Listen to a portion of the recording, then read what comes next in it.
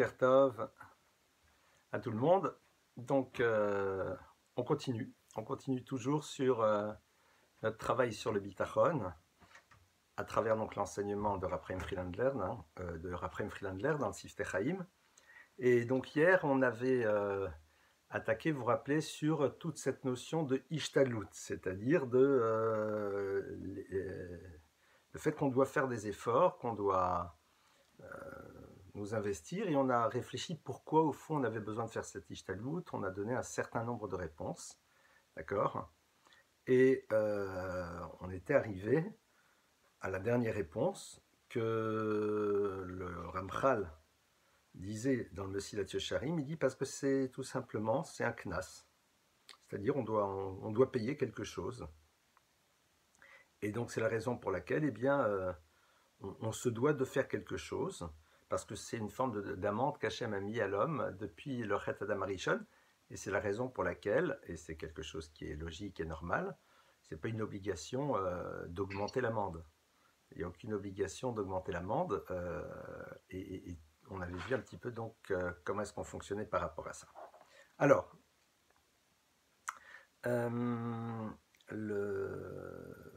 donc ça c'était ce qu'on avait vu hier.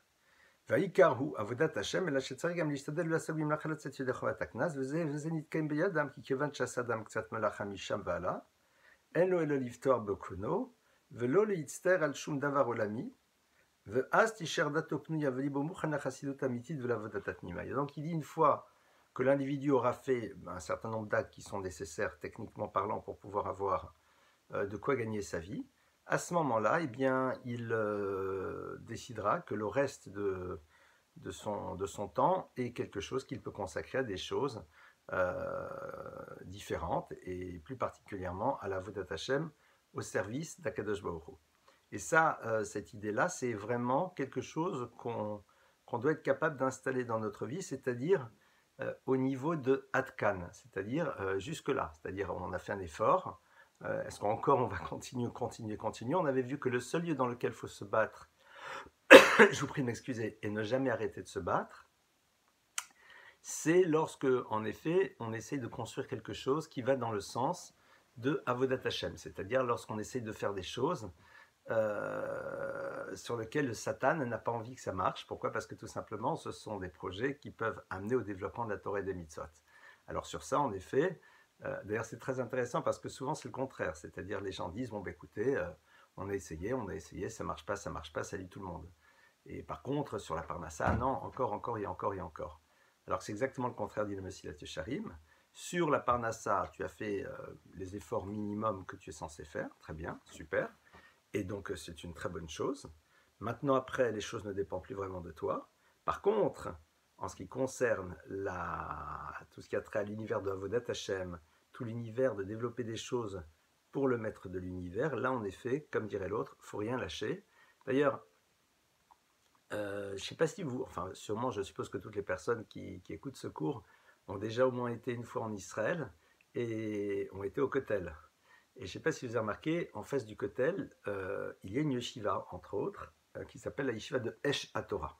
D'accord? Esh HaTorah, c'est une yeshiva qui, entre autres, développe beaucoup un enseignement pour les balei teshuvah, pour les gens qui reviennent à la Torah et aux mitzvot. Ils ont développé énormément de choses. D'accord? Et alors, le fondateur de Esh, il s'appelait le Rav Weinberg, qui n'est plus de ce monde. Rav Weinberg est quelqu'un qui a toujours travaillé dans ce qu'on appelle aujourd'hui le Kiro, c'est-à-dire s'occuper d'aller chercher des juifs qui sont loin de leur identité. Et il a monté plusieurs projets, et chaque fois ces projets ont, entre guillemets, échoué. Alors quand je dis échoué, ça n'a pas été l'échec, mais disons ça n'a pas été ce que ça devait être. Et chaque fois il a recommencé, et on aurait pu dire une fois, deux fois, trois fois, quatre fois, ah, oh mon frère, c'est bon, ça va. Et puis un beau jour, c'est incroyable, il y a comme ça, il a rencontré une famille du Canada, et qui a trouvé que ce qu'il faisait c'était très bien, et puis voilà, ils ont acheté le bâtiment en face du Kotel, et puis ça a pris une ampleur colossale. C'est-à-dire que le stop ou encore, il faut se le poser dans la Ishtadlut par rapport à la Parnassa, Et généralement, par rapport à la parnassa, ça doit être relativement rapidement stop. Alors bien sûr, comme on l'a vu, c'est pas stop parce que je suis un paresseux et je dis bon bah écoute, j'ai fait ma l'ishtadlout, adieu maintenant de m'envoyer ce qu'il faut, alors qu'en vérité c'est pas du tout de l'ishtadlout, mais c'est tout simplement de la paresse. Et donc j'utilise le fait que je pense avoir de la confiance en Dieu pour justifier le fait qu'en vérité je suis un paresseux, et ça marche pas. Et le encore, évidemment, il doit être énormément développé par rapport à tout ce qui a trait à l'univers de Torah ou de Mitzvot. Dans l'univers de Torah ou de Mitzvot, on ne lâche rien. On ne lâche rien et on rentre par la fenêtre, on rentre par la porte, on recommence, on se bat, parce que tout simplement, en face, on a, comme on l'a vu hier, on a quelqu'un qui est là et qui veut pas que ça marche. Et donc là, on sait généralement pourquoi c'est pas si simple. C'est parce qu'il y a toujours les forces négatives, le Satan, qui est là, et son job, c'est de bloquer, c'est d'empêcher, et c'est de faire en telle sorte que ce genre de choses n'aboutissent pas. Très bien. Donc ça, c'est ce qu'on avait vu hier. On va continuer maintenant. מדברי רמח"ל, למדנו שרק לאחר החטא אדם הראשון התקלל בקנס של בזה תהפך תוך הלחם, ויש להבין את הקשר שבין החטא לעונש של השתדלות. Donc, tel que le Ramchal vient de nous l'expliquer, la notion de Histadlut, elle est totalement liée à la faute qu'a faite Adam Arishon. Donc Adam a consommé de l'arbre de la connaissance du bien et du mal, alors qu'Hachem lui avait dit de ne pas le faire.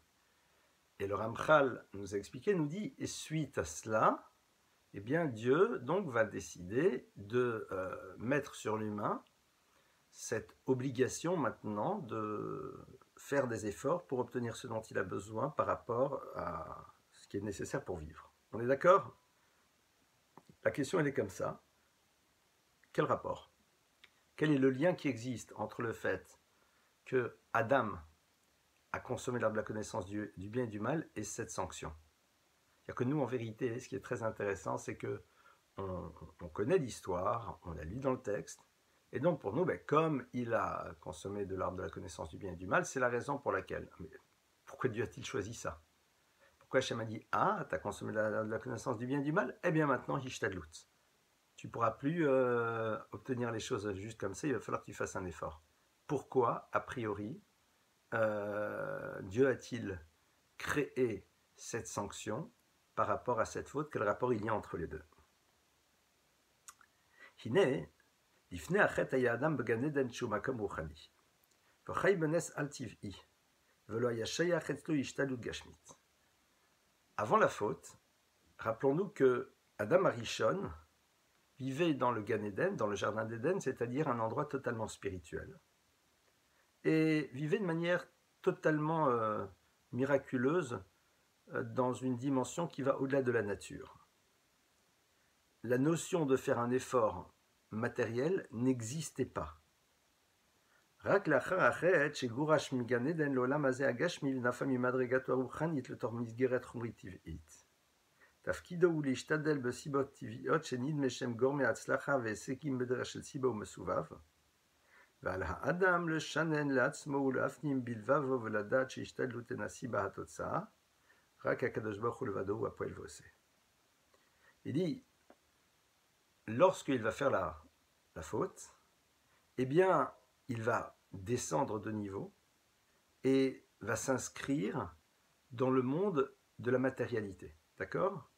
À ce moment-là, il s'inscrit dans le monde de la matérialité, le monde dans lequel nous sommes nous, et il va être obligé donc de faire des efforts pour obtenir, et tout son travail va être en permanence de se rappeler que tout dépend d'Akadosh Baruch Hu, et même si a priori il rentre maintenant dans un monde dans lequel il y a un rapport de cause à effet, eh bien, ce n'est pas un absolu.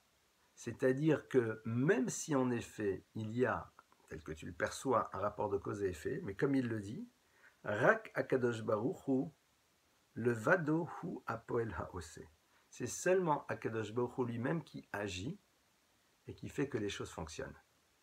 Et donc, c'est ici un, un enjeu terrible, c'est-à-dire, je vais traduire ça de manière différente.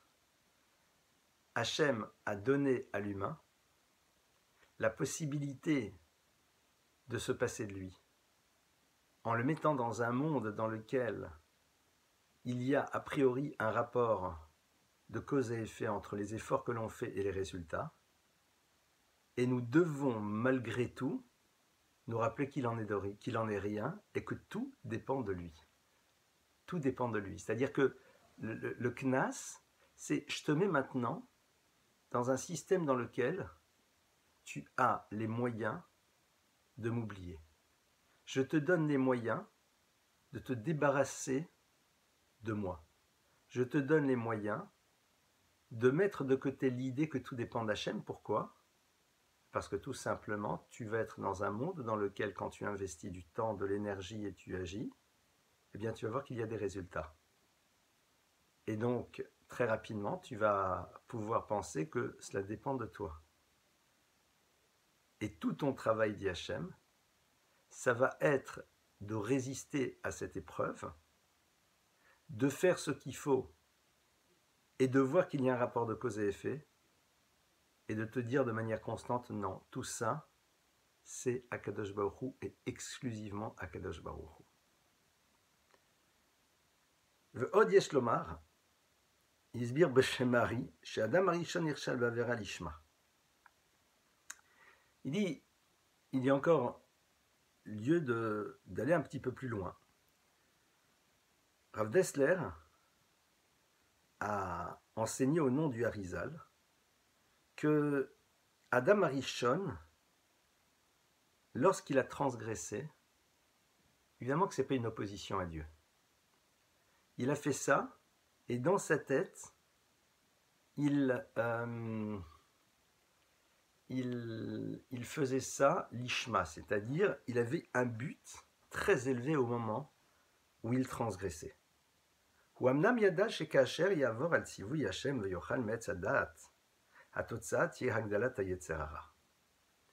Il savait pertinemment qu'en consommant, il allait se retrouver dans un monde dans lequel le Yetzer Hara, c'est-à-dire ce qui pousse l'individu à faire le mal, eh bien, allait se développer au maximum.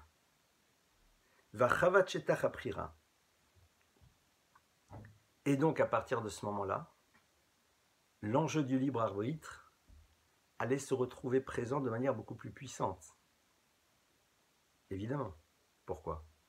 Parce que si en effet tu n'as rien qui te pousse à ne pas faire les choses, si tu n'as rien qui va à l'encontre du désir du bien que tu as de faire les choses,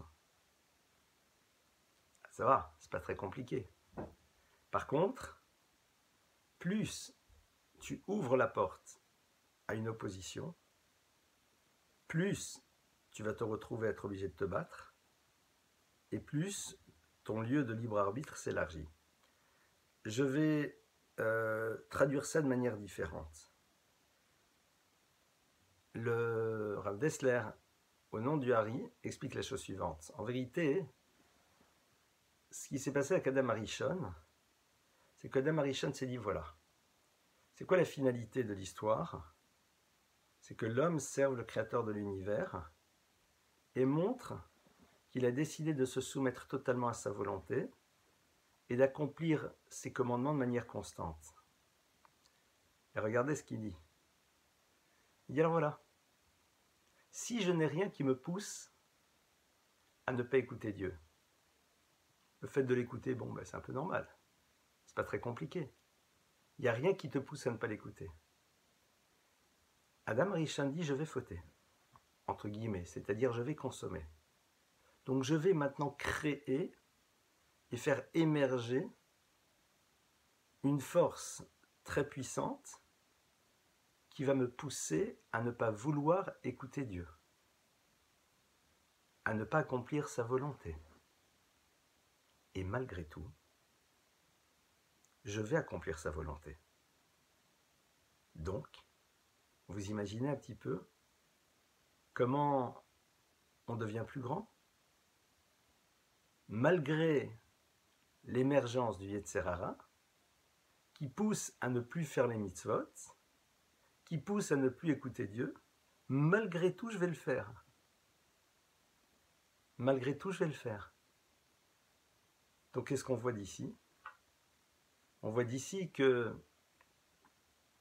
Adam, l'idée qu'il avait, elle est très intéressante. Je veux vous dire, c'est comme Allez, on va prendre un truc qui va vous faire sourire. C'est comme quelqu'un qui dit à l'autre, un mari qui dit à sa femme, une femme qui dit à son mari, des parents qui disent à leurs enfants, vous ferez comme vous avez envie. Voilà, je ne veux pas que tu manges de chocolat. D'accord? Alors, ok. Mais le problème, c'est qu'il n'y a pas de chocolat à la maison. Donc le fait qu'il n'en mange pas, ben bon, ok, de toute façon, il n'y en a pas. Maintenant, la personne dit, non, non, je vais acheter plein de boîtes. Elles vont être là. Et je ne vais pas en manger. C'est super intéressant. C'est-à-dire, ça prouve que malgré la présence de quelque chose qui m'attire, j'écoute quand même ta parole et ta demande, et donc je te montre ô combien ta parole a une valeur pour moi. La preuve, c'est que même quand je suis confronté à mon désir, je suis capable de me dominer. En vérité, c'est faux. Dieu ne t'avait pas demandé ça.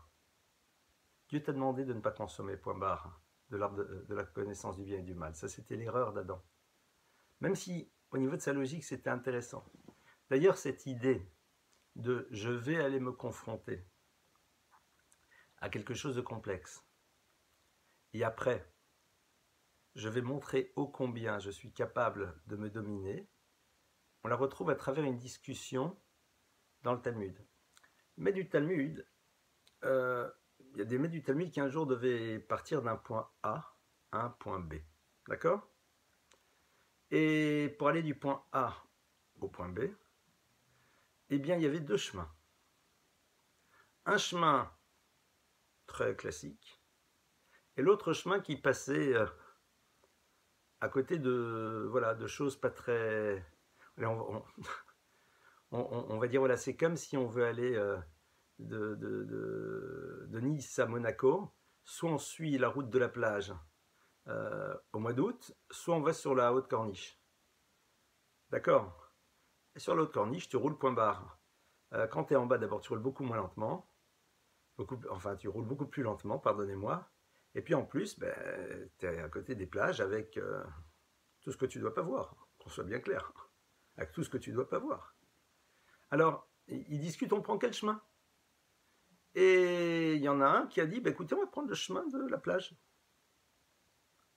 Et d'expliquer à ses amis, on va aller prendre ce chemin et on va montrer qu'on est capable de ne pas regarder. Ce qui est très intéressant. On va se mettre en situation et on va montrer qu'on est capable malgré tout de faire attention. Et la Gemara dit même pas en rêve. Le Talmud conclut et dit même pas en rêve. Ika darka acharine rashahu. Si pour aller du point A au point B, tu as deux chemins et que tu prends a priori le chemin un peu borderline, alors que tu aurais pu en prendre un autre, rashahu, tu es un rachat, tu es quelqu'un de mauvais. Parce que même si tu réussis à préserver ton regard, tu n'as pas le droit a priori de te mettre en situation d'épreuve. Tu n'as pas le droit a priori de te mettre dans une situation parce que tu ne sais jamais. Et ça, c'est ce qui s'est passé donc avec Adam. Et donc à partir de cela, et là chez Loyayach, le tser l'atzmo tamat savachadache itavachar achet, vaya meshurna sheifrar betov yekadeshem shamayim. וכביכול הקדוש ברוך הוא ירוויר מבחירתו, אבל החטא בקר שעבר על מצוות השם. ולא ביטל אל דעתו ורצונו לעומת השם יתברך. ונמצא שרצה להיות עצמאי, לכן מידה כנגד מידה נענש להיות עצמאי ולעמול לפרנסת בזיעת אפו.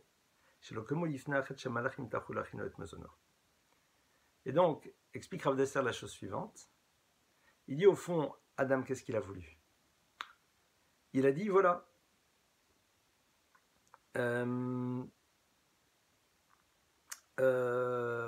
moi, je vais aller et je vais me confronter au mal, et à travers cela, je ferai des bons choix, et ça sera super.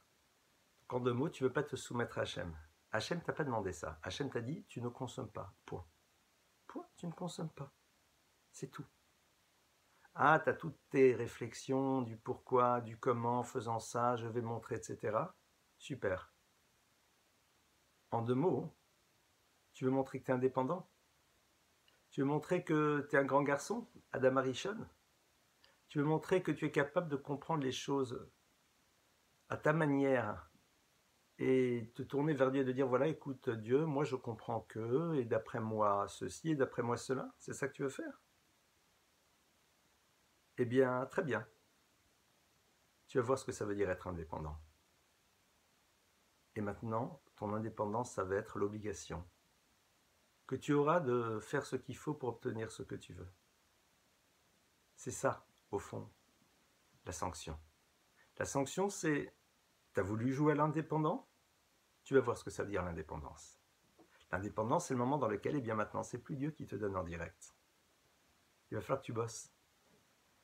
Mais en même temps, ça ne marchera que si Dieu veut bien que ça marche. Mais avant, tout venait tout seul. Maintenant, il va falloir que tu fonctionnes de manière indépendante et en même temps te rappeler que tu n'es pas indépendant. Mais dire « je sais que je suis totalement dépendant de Dieu » ne suffit plus. Il faut que tu agisses maintenant. Il faut que tu fasses comme si tu étais indépendant. Et sinon, ça ne marchera pas.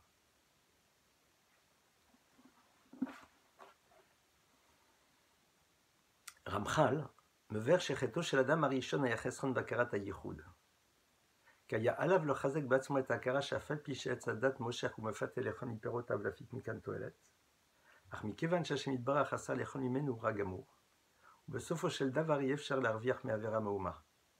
אם היה עומד בניסיון במשך יום השישי היה מגלה את שליטת ייחוד השם, והיה העולם מגיע לתיקונו השלם.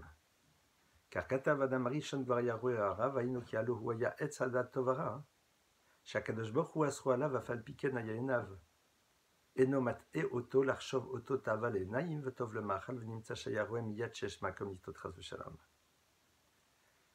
Eh bien, le problème de Adam Arishon, c'est qu'il aurait dû justement réussir à être patient. S'il avait réussi toute la journée de vendredi, puisque c'était Yom Shishi vendredi, à résister, eh bien le monde aurait abouti, il serait arrivé à son accomplissement. Adam Arishon, en vérité, devait comprendre, c'est que dans la mesure où Akadosh Baruch Hu t'a dit que tu ne peux pas en consommer, c'est quelque chose qui est un absolu. Et même si tu vois derrière cet arbre l'ouverture vers beaucoup de choses qui peuvent être passionnantes, la confrontation au mal, la bataille que tu vas entreprendre, le fait que tu vas réussir ta bataille, tout ça c'est passionnant. Hachem dit non, c'est pas possible. Sache que consommer de l'arbre de la connaissance du bien et du mal, c'est interdit. Point. C'est tout. Et c'est vrai que Adam Arishon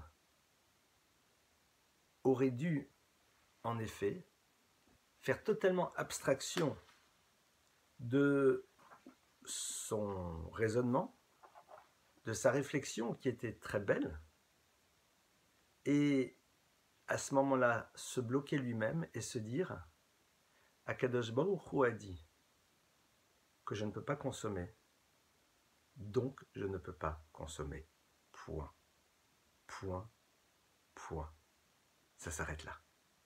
Ah, mais je pense, mais je pense, mais je pense, mais je pense, mais je pense, mais je pense. Il m'a dit l'otochlou. Vous ne consommerez pas. Donc je ne consomme pas. D'aucune manière. נמצא שאדם הראשון טע בשלמות הכרת ייחוד השם, וחשב שאפשר להפיק תועלת מלעבור על דבר השם, לא רק מאכילת הפרי האסור, אלא מהגדלת היצר ושטח הבחירה. מתוך ביטחון שבוודאי ינצח אותו. כיוון שניתנה לו הבחירה, יש ביכולתו בענותו להרוויח נגד רצון השם. Et donc, le problème d'Adam, c'est d'avoir imaginé qu'en transgressant la volonté d'Hachem, en nous opposant à ce qu'il nous dit, eh bien on peut amener quelque chose de positif. Comme on l'a vu, c'est que l'espace de libre arbitre va se développer, et à partir de cela, on peut arriver à un niveau encore bien plus supérieur. Ça, c'était son erreur.